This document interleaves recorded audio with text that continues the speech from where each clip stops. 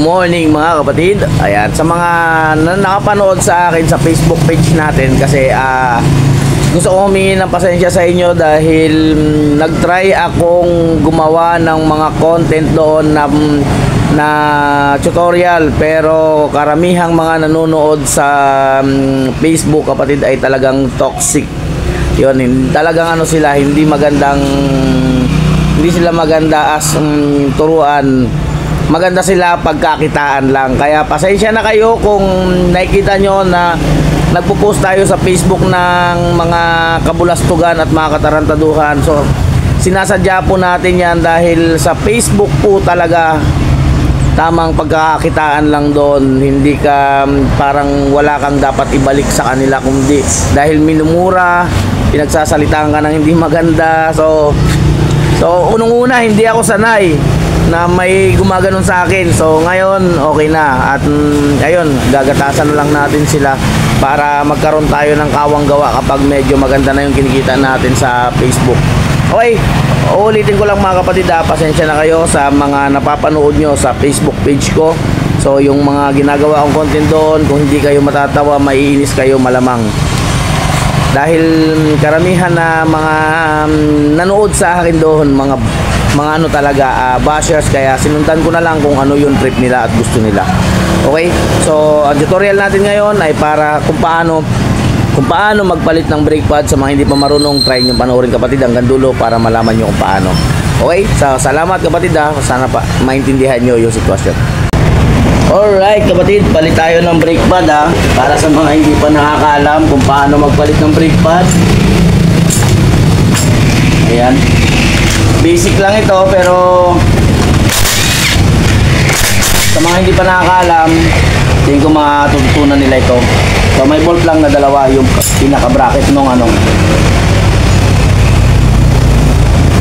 So tatanggalin natin ito. Sa iba, dalawang tornilyo. So isa lang. Yung iba, alin bolt, iba 8.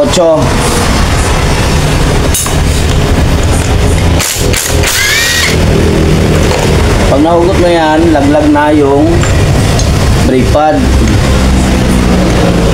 Nadukot mo na yan. So hindi tayo magpapalit ng diretso, palit lang. Dapat pigitin natin matanggal ito. Kagaya nito, ang tigas So kapag binalik natin yan na bagong brake pad, asahan mo na i-stack up yan. Kailangan malinisan natin ito. Yan, magrasahan natin. So after nyan, tanggalin natin ito, itong goma. So lahat yan may mga goma na ganito. Yung kanyang spring, yan yung tsura ng spring. Para lang siyang plain check. Tapos ilalabas mo na konti yung piston para mapunasan mo siya. Preno mo lang yan.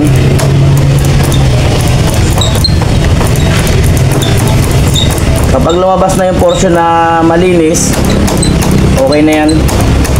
Pwede na yang punasan, kasi pag binaon natin yan, kapag bago ang brake pad, ibabaon mo yan.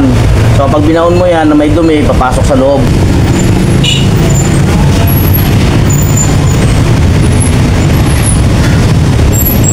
Ayan.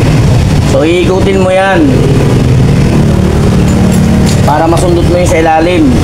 So kung pliers ang gagamitin nyo, make sure na may pamunas para hindi magasgas yung piston. Kasi pag nagasgas yung piston, problema yan.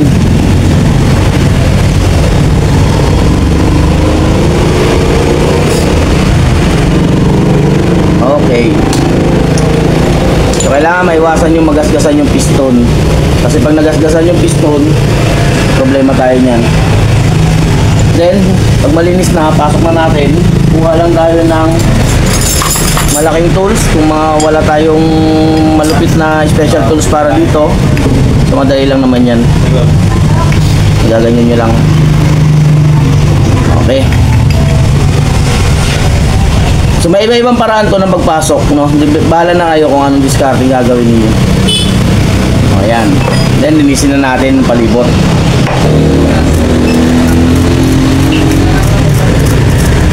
So DIY lang to na steel brush, no? Ayan, okay na yan. So, makintab naman eh. So, yung itim na ito, pintura. Alisin na rin natin. Okay. So, ito. Maganda to, maliha. Lihain natin. So, tanggalin mo natin yung makapal na kalawang.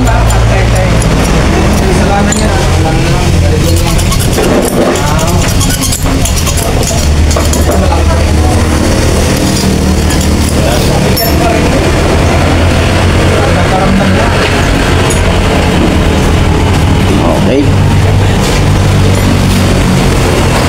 Yan ito, matanggal yung mga lumang grasa niya. Ayan o. Lumang grasa. So yan kasi malagkit na yan, kaya may possibility dumikit na yan. Okay, ito natin.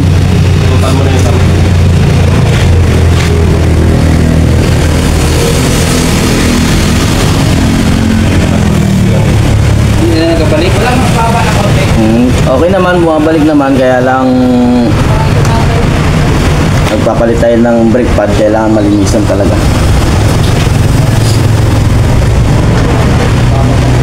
Iwan ko na yung cellphone number ko para text mo na ako kung may pan-text ka. Sige pa. Lagyan natin ng grasa. Brad, kung hindi kailangan tayo, patay na lang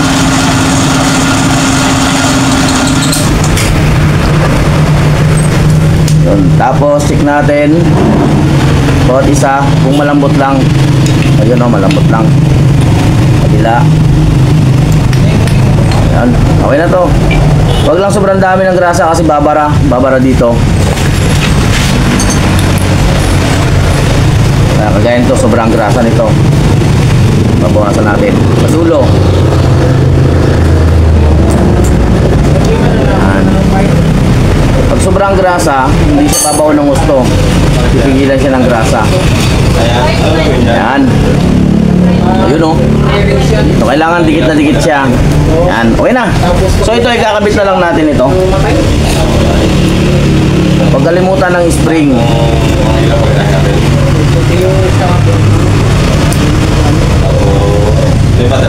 Ayan. Spring. So ito na yung bago natin. So sana malaman nyo kagad kung saan yung pangloob at panglabas, pangkaliwa at pangkanan. Yan. Madali nyo na lang naman na makukuha yan eh. Yan yung kanyang bolt.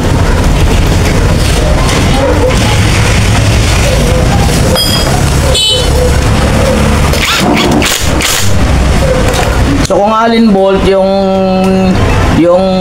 kakabitan nyo, huwag nyo lang masyadong higpitan, baka hindi na matanggal ng susunod na magtatanggal. Pero kung ganito na 8, pwede nyo higpitan yan ng todo. Okay. Yung mga alin bolt yan, nasa ano yan, nasa smash, mga kagaya ng Viperman. Yan, mga alin bolt yan karamihan. Okay. Natin, kailangan nagpa-pump siya, gumagalaw siya kapag pinipreno mo. Yun o. Parang kalugang bearing. Ayan, okay na yan.